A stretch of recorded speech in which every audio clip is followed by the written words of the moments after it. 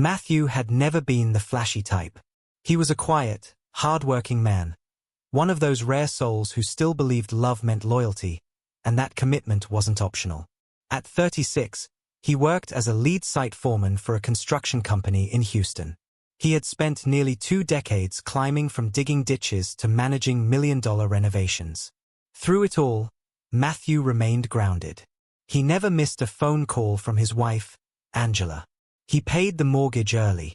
He left handwritten love notes in her lunchbox every morning. They had been together since their teenage years, back when date nights were just burgers, fries, and big dreams. To him, Angela wasn't just his wife. She was his home. And Luke, his childhood best friend, was more than a friend. He was the godfather of the children Matthew hoped they'd one day have. He was family, a brother by bond.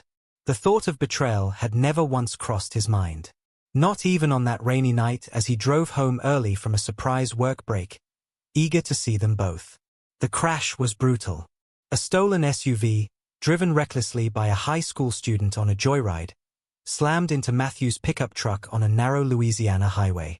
His truck flipped 3 times before landing upside down in a ditch. Emergency crews had to cut him out with the jaws of life. When Matthew finally opened his eyes at Baton Rouge General Hospital, his chest was wired shut.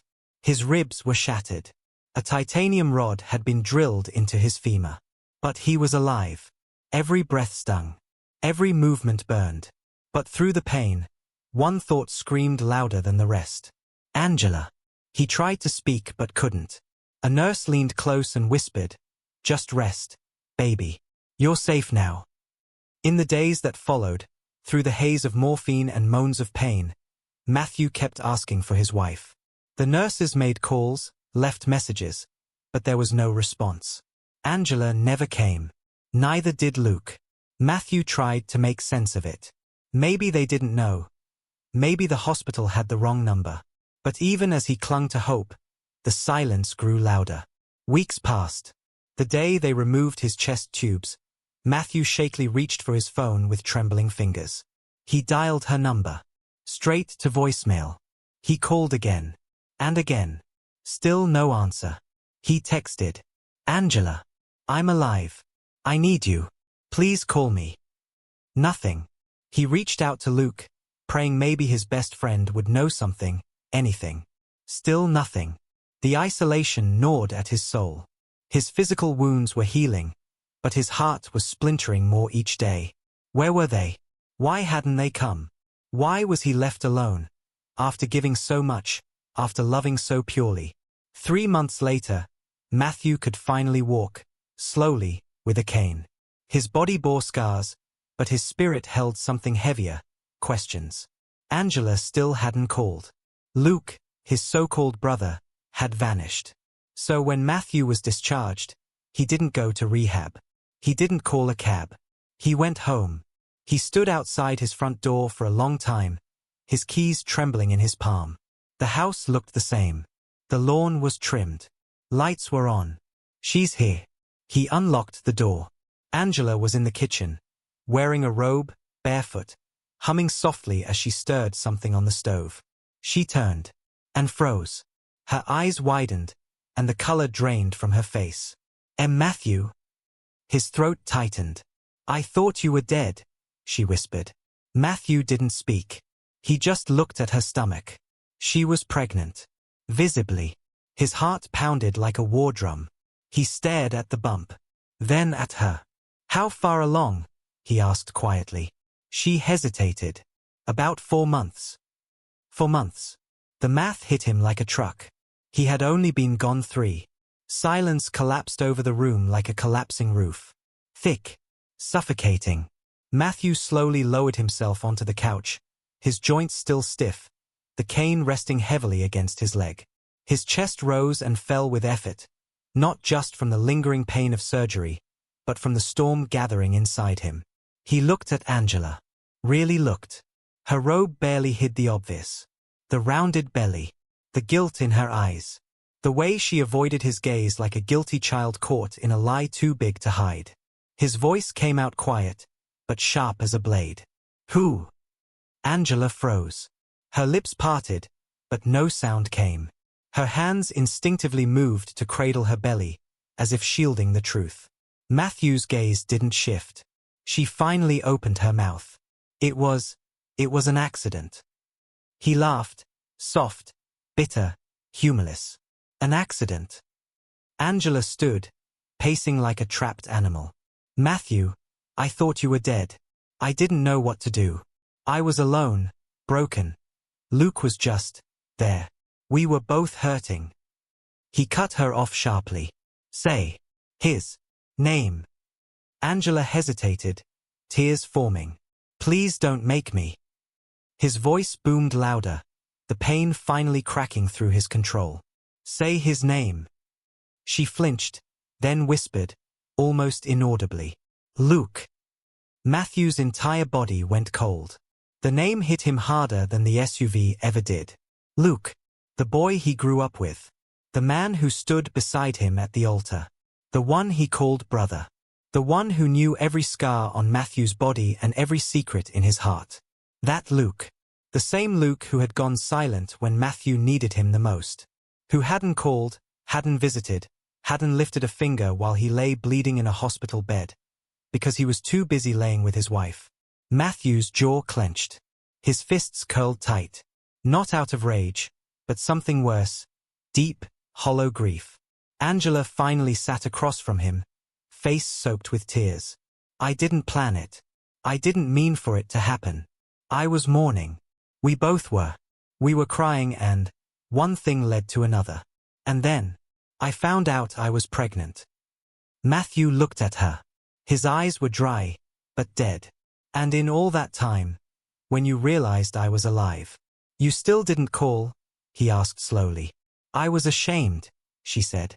I didn't know how to face you. No, he said. You didn't want to face me, because that would have meant ending the fantasy. You and Luke. You made a choice. Angela shook her head desperately. It wasn't like that, Matthew. I love you. I always have. He stood up, his movements stiff but full of purpose. Don't stand there and sell me love, he said, voice trembling. I broke my back working 2 jobs to build this life. I never once looked at another woman. I never lied, never strayed. And the moment life hit hard, you ran straight into his arms. She cried harder, reaching for him. But he stepped back. This time, there was no embrace. No forgiveness. Just distance. Real, permanent distance. I buried myself for this marriage, he whispered. And you buried us both. Angela collapsed to her knees, sobbing uncontrollably. But Matthew didn't comfort her. Not this time. Not anymore. That night, Matthew didn't scream. He didn't flip furniture or punch walls. He didn't curse God, fate, or even them. No. He moved with a terrifying calm. The kind of silence that only follows the deepest betrayal. He walked into the bedroom, their bedroom, opened the closet, and quietly pulled out a small duffel bag. He packed only what he needed. A few clothes, his medication, his charger. He didn't even touch the framed wedding photo on the dresser. He couldn't bear to. Angela watched him from the hallway, her body shaking with sobs, her hands clutching her belly as if to protect herself from a storm that had already passed through. Still, Matthew said nothing. No threats. No final speech. No closure. He walked out of the house he built with bare hands and years of devotion. The same house that had once echoed with laughter, soft music, burnt dinners, and the kind of love people prayed for. Now, it was just empty. He stepped onto the front porch and sat down slowly, the wood creaking under his weight. His cane rested beside him. The cool night air kissed the scars on his chest. And above him, the stars blanketed Houston in a quiet that felt almost cruel. He looked up at the sky. So peaceful. So indifferent. It struck him how the universe kept turning, even after everything inside him had stopped. He had nearly died believing that Angela was waiting for him. That her arms would be the first place he'd return to. That Luke, his brother in everything but blood, would be standing there, grinning, saying, "Welcome back, man." Instead, they had welcomed each other into betrayal. He replayed it all in his mind. The accident, the silence, the voicemail messages, the desperate prayers that maybe, just maybe, they didn't know he was alive. But they did. They knew. And still, they chose each other. His body had been broken. Bones shattered. Organs bruised. It took metal rods, stitches, machines, and the mercy of strangers to put him back together. But this was different. There were no machines for a shattered heart. No steel strong enough to hold it in place. He wiped a tear that rolled down his cheek, just one, and exhaled slowly. He didn't hate her. He didn't even hate Luke. But what they took from him, trust, safety, home, that, he may never get back. So he sat there for hours, letting the quiet hold him, letting the wind remind him he was still alive, even if it didn't feel like it. Eventually, the stars began to fade, and the first light of morning crept over the horizon. He stood, one last time, and looked at the house, at her silhouette behind the curtain. Then he turned, picked up his bag and cane, and walked away.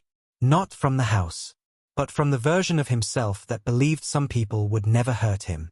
Weeks passed. The city moved on. So did Matthew. He found a modest apartment on the quiet edge of Houston, far from the familiar streets that carried memories he could no longer bear to drive through. It was nothing special, just 2 rooms, creaky floors, and a tiny kitchen, but it was his. A space untouched by betrayal. He began therapy twice a week. Not because someone told him to, but because he needed to learn how to breathe again, without the weight of heartbreak caving his chest in. He also returned to work, quietly. No grand announcement. No pity parties. Just steel-toe boots, rolled sleeves, and a clipboard in hand.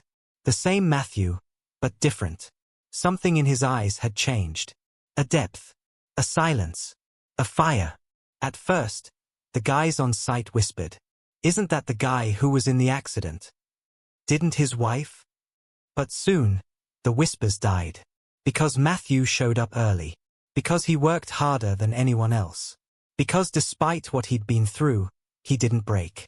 People began to respect him in a different way. The man who had almost died came back stronger. Not louder. Not vengeful. Just wiser. Sharper. He smiled less. But when he did, it was real. Earned. He never blocked Angela's number. But he never called. Never texted. Sometimes, he'd see her name pop up. Once, twice, late at night, but he never answered. He let the silence say what words never could. Then, one blistering afternoon, just as the sun hung low and the air was thick with heat and sweat, a black SUV pulled up at the edge of the construction site. Out stepped Luke. Dressed in jeans, sneakers too clean for the dust, sunglasses hiding what little shame he still carried. Matthew didn't flinch. He kept marking blueprints, calling instructions to his team, as if a ghost hadn't just walked onto his site. "Matthew," Luke said, hesitant. "I just want to talk." Matthew finally looked at him. No anger. No outburst. Just a heavy pause, then the calm weight of truth. "You talked enough when I was gone," he said. Luke opened his mouth, searching for a comeback. An excuse. A second chance. But Matthew had already turned. And walked away, shoulders steady, footsteps firm, leaving Luke standing in the dust. Sometimes, silence was the loudest justice. At Matthew's new place, there were no wedding photos on the walls. No framed memories of anniversaries. No scent of her perfume clinging to the pillows. Nothing that reminded him of Angela. Just blank walls, clean sheets, and silence. But it wasn't the kind of silence that haunted. It was the kind that healed. No accusations. No lies. No pretending everything was okay. Just peace. And sometimes, he was learning, silence isn't empty. It's full of answers. He didn't fill the space with noise or distractions. He let the stillness settle into his bones. Let the quiet teach him how to breathe again, for himself. Because some storms don't come to destroy you. They come to reveal what was never real. They come to strip away what you thought you needed. They come to clear your path, So you can finally see where you were meant to go.